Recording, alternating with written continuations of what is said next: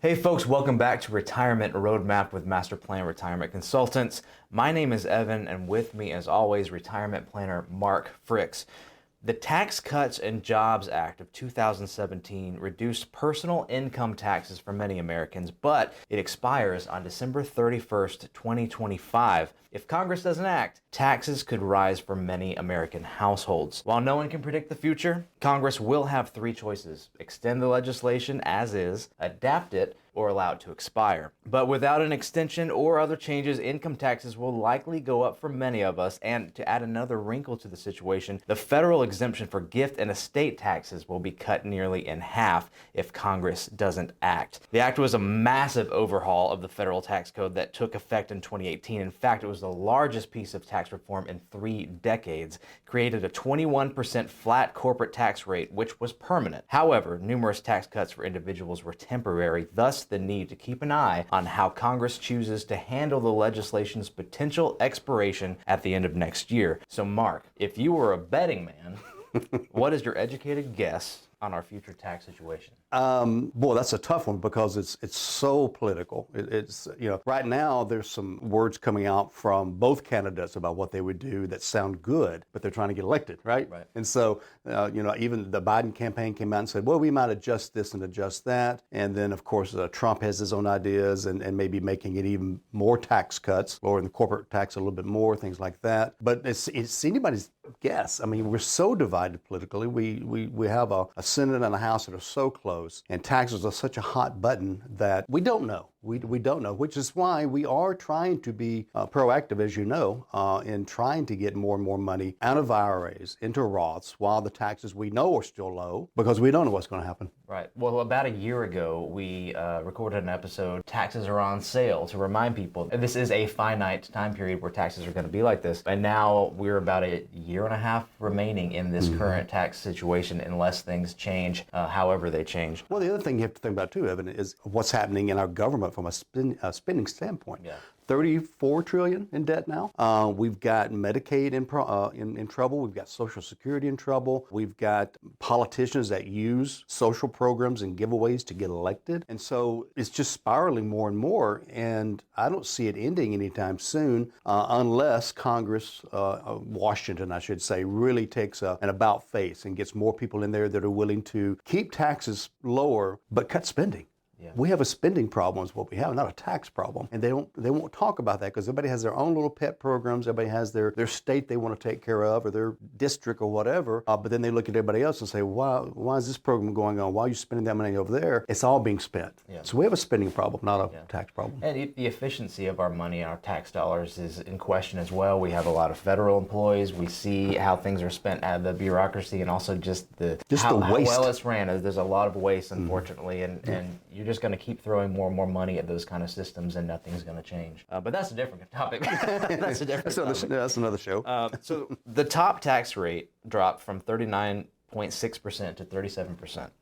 The 33% tax bracket went to 32%, and the 28% was reduced to 24%. Meanwhile, 25% bracket dropped to 22%. The 15% bracket was slashed down to 12%. The 10% stayed the same. Is the lowest, completely unchanged. The 35% bracket was also left untouched. So those few people were a little annoyed by nothing. Is there going to be a test on this? Yeah, there will. Just a little bit of math. But across all the congressional districts, the average tax increase once expired, if nothing changes, is going to cost each taxpayer about $2,853 compared to the current policy. Well, it's almost $3,000 more in taxes. And the numbers I've heard percentage-wise are 22% more in taxes. Not that your bracket's going up 22%. But the amount of money you're spending. So in that case, it would have been, whatever $3,000 is, would equal about a 22% increase. And talking about the 35% tax bracket, though, the one change they did get was the much higher personal exemption. Right. Right? So they did get that change. Lost some deductions. So it depends on, some people actually did not experience much of a tax cut. And it might be the same when it returns too, because we're getting some of that back that was... some of that back, but most people saw a tax cut, and that was the most important thing. So, especially middle America. Yeah. I think that's who saw the biggest tax cut, which is the most fair, because it seems to be the biggest burden seems to be on middle America. Right. The wealthy find ways to get around a lot of loopholes and things of that nature, but folks like us, we're sitting here just trying to make ends meet, and that little bit more taken out of your Social Security check or whatever is a big hit. Well, the estate tax is also an issue here. The legislation increased the estate tax exemption, and this year it's a maximum of $13.61 million. Like every other part of the Tax Cuts and Jobs Act, it will expire at the conclusion of 2025. With no changes, rates would return to what they were before legislation, which was $5.49 million or $6.98 million when adjusted for inflation. Yeah, and let's explain what that is. I know we've done shows about that before, but there's an exemption of how much your estate can be worth before you're taxed at your passing. And as Evan said, right now, up to $13 million plus, and that's per person if you're a married couple, as long as you have the right paperwork, estate planning documents to capture both exemptions, okay? So you could have an exemption up to $27 million for a household. That covers most of America, okay? Now, that includes everything from what's in your IRA, what your house is worth, any life insurance payable at death, any of that. That's still a high number, but dropping down to, exactly, your home, rental property, if you own a business, anything that you own at passing. But again, you've got to capture both exemptions to have that higher number. But it's dropping to what, 6.98 with inflation, so $7 million, which it sounds like a lot of money, and it is. You know, it is. It is a lot of money, but it does not take that as far to get there as most people would consider when you start thinking about death benefits and property and everything else. That you reach that number. Well, especially small business owners. You know, that's a big area. There's also talk in Washington of among some particular parties or party of lowering that exemption down even more. I've heard 3 and 4 million. And so now you're talking about digging fairly deeply into middle America. Yeah. You got an IRA from working at Home Depot for 40 years and it's worth $1 million or $2 million. And you've got, like you said, a home that's, home values have gone up so much lately over the next 5 or 10 years. What's that going to be worth? So you start stacking that on top of each other. It's not that hard to get away from 3 or 4 million. So, and then the tax is about 50% of anything above that. Mm-hmm. So if you have an estate worth $10 million and the exemption's $4 million, that's a $6 million gap there that you owe taxes on. Half of that's $3 million. That's a lot of money. Yeah. That should help the government out. Yeah, absolutely. So though Congress hasn't indicated whether they may try to extend the legislation or revamp it, there is still time to act. We mentioned we've got about a year and a half left. Retired Americans have unique concerns with the upcoming sunset. So let's discuss some of the tax strategies for retirement withdrawals. Yep. The tax implications for retirement withdrawals need to be understood and part of your income plan. So the first piece of your strategy should be ensuring basically that you avoid withdrawal penalties. Right, such as? Early withdrawal penalties, 10% if you're not quite 59 and a half. Right. There are some exceptions to the rule. For certain 401ks from previous employers, you could take it earlier. So make sure, and certain qualified exemption needs as well. You know, you first-time home buyer, I believe, things like that. Certain medical bills, yeah. Yeah, but digging into that IRA, even if you say, hey, I'm going to, this is a great place to pull it out. I got plenty of time to put it back in over the next 20 years. But that 10% penalty on top of whatever tax rate you're at, right. You could be up to half of that being taxed. Exactly. So your withdrawals from traditional qualified retirement plans need to be included, again, in your income strategy. Every withdrawal you make from one of these types of accounts will be taxed, as Mark said, at your current rate and included in your annual income. Thus, each withdrawal will push you towards your next tax bracket. And also, if you're on Medicare, it can increase the cost of your Medicare Part B. Yep. A lot of people totally miss that. And even when you are converting to a Roth, you're going to pay taxes on that IRA money that converts, but it counts as income. So that also can bump up your Part B. So maybe you might want to be a little bit more,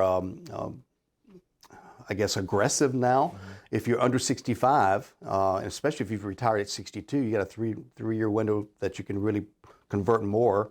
Mm-hmm. Plus, again, you got 18 months before the taxes we think are going up. So this is something that needs to be addressed now. If you're listening or watching this tax strategy, you don't need to put it off. It needs to be happening now. Yeah.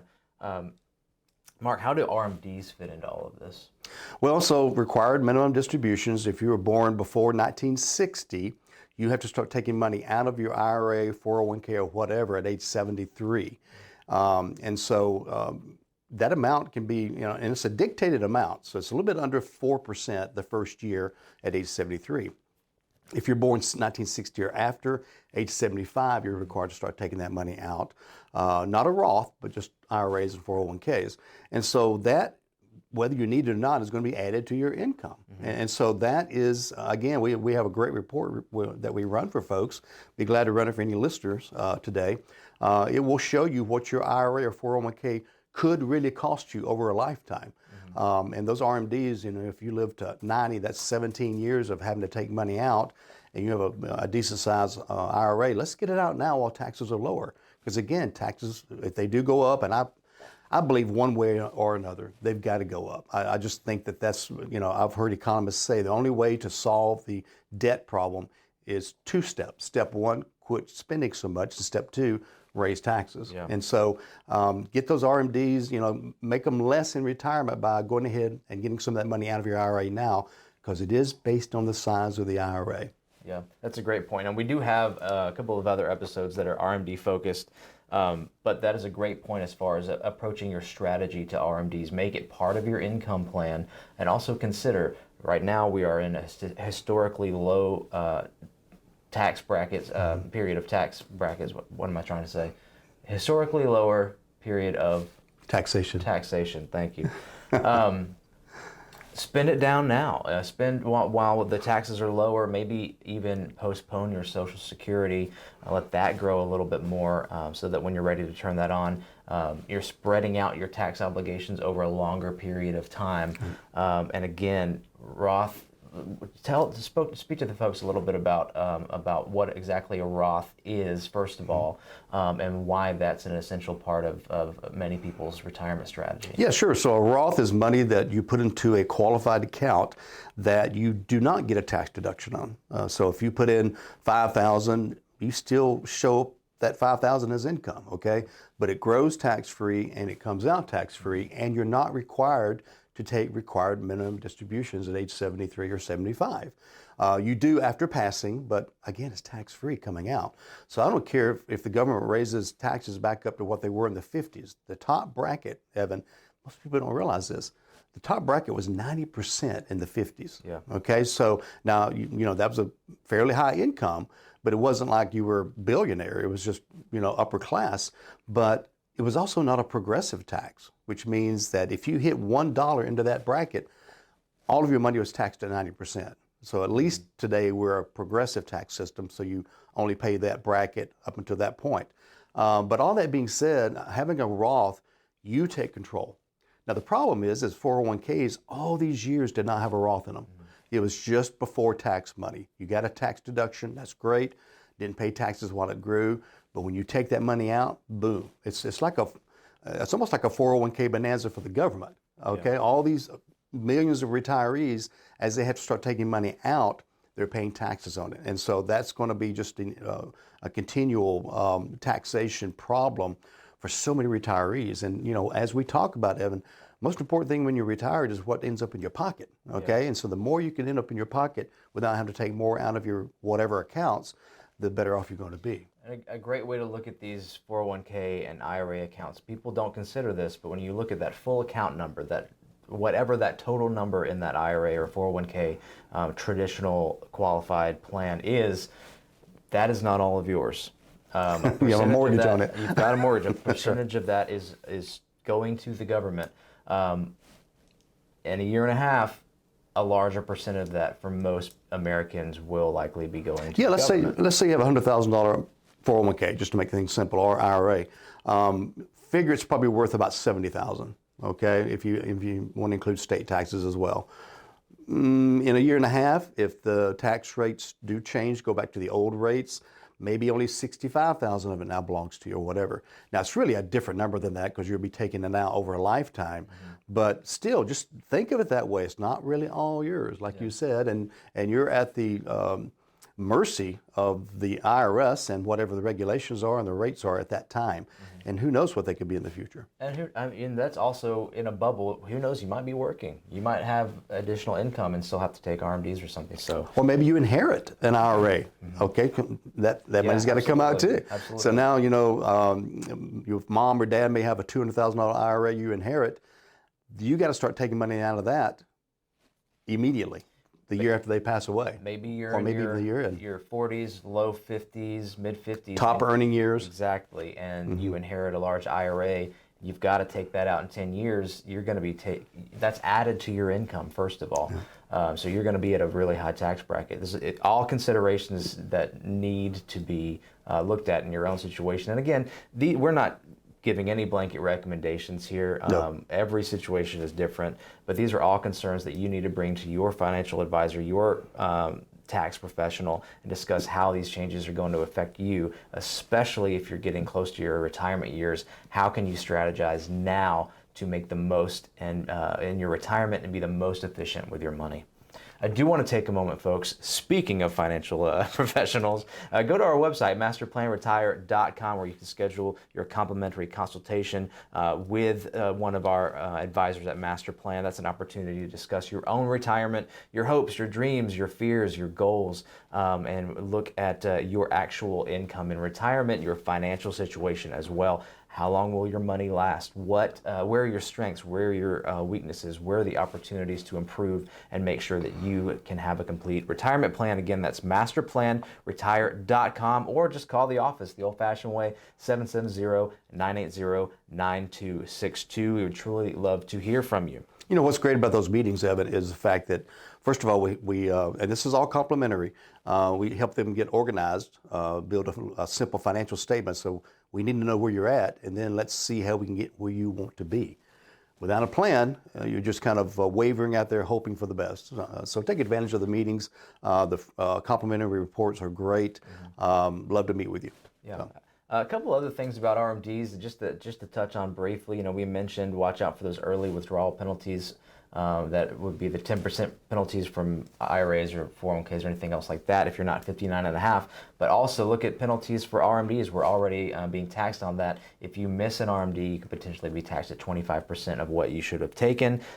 Don't want to compound the money that we're losing and leave anything on the table there. Also, there's just like everything else that's part of our tax system. There's so many gotchas and little points to consider, such as you must take your first RMD no later than April 1st in the following year that you turn 73. Right. But after that, you have till that same year, December 31st, to take that year's RMD. The deadline changes. Exactly. So be careful. Unless you really don't have a choice, you don't want to take 2 RMDs in 1 year. That's going to compound your tax. Unless there's a special situation, maybe you had a bonus in the year before, you're going to have a bonus year, whatever. But again, that comes down to strategy. It's having a plan, and this is you talk about being confused. We've had 2 major changes to RMDs in the last 4 years. People come in and say, was it 70 and a half? Is it 72? Is it 69? Is it 59 and a half? I mean, people don't know. Yeah. It's very confusing. And I'm like, no, for you it's 73, or no, it's 75 for you. And they're like, oh, really? And so it's totally changes, as we like to say when we teach a workshop, is tax laws are written in pencil, right? And so if it's this way now, it's going to be different somewhere down the road. And there's so many different moving pieces. And even now, I was chatting with a client recently about RMDs, and they'd inherited an RMD. So we need to know when the person they inherited from was born, if they were taking them when they passed away, and when they passed away. All 3 of those things affect how you take an inherited RMD. Yeah. So it's just crazy. And even we'll go back and double check the rule because it may have changed again. I was just thinking that when we got that email this morning, that how many in 2 more years, once things have changed again, how many more series am I going to have to go back through? Okay, when did this person pass? When was this inherited? Which version of the law were we under? Do they have your birthmarks? Do they have? It's not getting simpler. Yes, no, it's not getting simpler. It's crazy. It really is. But I mean, I enjoy that part of our business as much as I enjoy working with clients. I enjoy keeping up with what's going on, but it does really get mind-boggling after a while. Absolutely. It really does. Here's a question. We're in a very volatile time for our country right now with an election year. We've got an upcoming debate this week, in fact, at the time of this recording at least. Will it make a difference who is elected president? How will it affect the tax cuts? It will have an effect, but the effect will also come from Congress. What tilt does Congress take? Does the Senate go one way? Does the House go another way? Is there a stronger majority? The president certainly can drive that, but that's not something you can sign an executive order on. You can't do an executive order to change the tax. I know it's been tried, by the way, to change taxes. But of course, the party that's in the White House is certainly going to try to pressure and work with Congress. And so it's really every elected official, as far as whoever's up for election this year. But the president drives it. And so it is important that you vote according to your conscience, according to who you think is the best candidate. Some people think there's not a best candidate. We're not getting political here. You vote for who you want to vote for. But it is driven by the White House as well as Congress. Yeah, absolutely. Any other strategies? We have a few minutes left. Any other strategies over the next 2 years that people can consider for their own retirement? Before we have a potential increase in taxes? Well, so something else would be if you're still working and have earned income, put it into a Roth.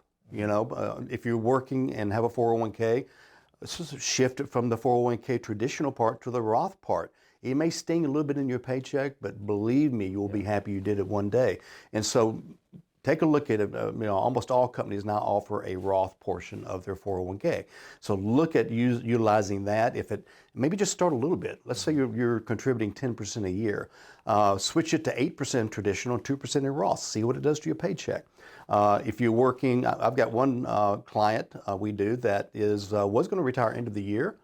And she said, I think I'm going to work 3 months into the new year so I can do one more contribution to my Roth. Mm-hmm. So she's going to work enough to get $8,000, which is the limit for somebody over 50 and 50? Yeah, somebody over 50, and get one more contribution. Because once you quit working, you cannot contribute new money to a Roth. You can always convert from an IRA, but new money, you have to have earned income. Yeah. So the next 2 years, again, could be an optimum time to consider Roth conversions and contributions. When one contributes to a Roth or converts, there's an assumption that you will be in a higher tax bracket in the future. A lot of people historically say, well, it's retirement, I'm not going to be spending as much. But that's not what we're seeing. And then coupled with the increase in taxes, we are looking at a higher tax burden in the future for all. And even if you don't get all your money in a Roth, maybe half of it in an IRA and half in a Roth, it depends on how aggressive you want to be. Because taxes, they may fluctuate over the next 30 years. Maybe they come back down again a little bit more and you can take money out of the IRA. But again, when I'm forced to take money out of something, I really want more control than that. Yeah. And so the more you can get in the Roth is great. 100% would be terrific. But a goal of 50% would be a really nice goal. Well, that would be extremely healthy. And again, we've talked about the inverted bell curve of retirement, essentially. It's more spending at the top, slows down a little in the middle, then increase at the end with medical expenses and things like that. So there could be an appropriate time for some of that IRA money as well, the traditional, to take, okay, maybe we don't need the tax-free money this year. We're spending less. We need less income. So we can pay a little bit more taxes. And that's called an income strategy. That's an income strategy. Mark, you want to close us out today? Yeah, that's part of a whole thing of what we do here. We take a holistic approach to retirement planning. We're looking ahead. We're not just investing money, but we're taking every aspect, whether it be when to take Social Security, maximizing pensions, minimizing taxes, estate planning, all these different areas to work together. So if that's something that you want to talk about, again, schedule a complimentary consultation. But until we see you again, remember, plan well and prosper. Take care. This was Retirement Roadmap Radio with Mark Fricks of Master Plan Retirement Consultants. To schedule a complimentary consultation, go to masterplanretire.com or call 770-980-9262.